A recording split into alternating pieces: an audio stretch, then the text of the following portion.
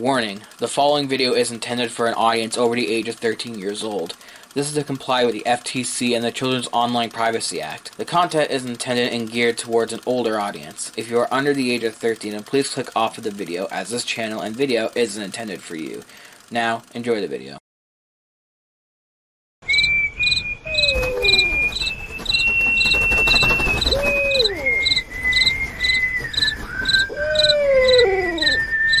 Hey everyone, welcome to Lost Media Junkie, a channel where we look at media that has been lost to time. Today we are going to be heading back into the world of music. Last time I did this, YouTube wasn't too pleased as I was slammed with copyright claims minutes after the video was uploaded. But this time around, things should go a little bit easier as we are not going to be talking about this band's music specifically, but a film they were going to make starring the band themselves. Today we are going to be discussing a cancelled animated film that was set to release in the early 2000s that centered around the famous animated band Gorillaz. The movie was going to be called Gorillaz Celebrity Harvest. Before we get into that though, for those who have no clue who these guys are, let's give a brief history lesson. The Gorillaz are a band that was founded in Westbourne Grove, London, England in 1998. The founding members are Damon Albarn, who is the vocalist in the band Blur, who are mostly known for their hit 90s song, Song 2.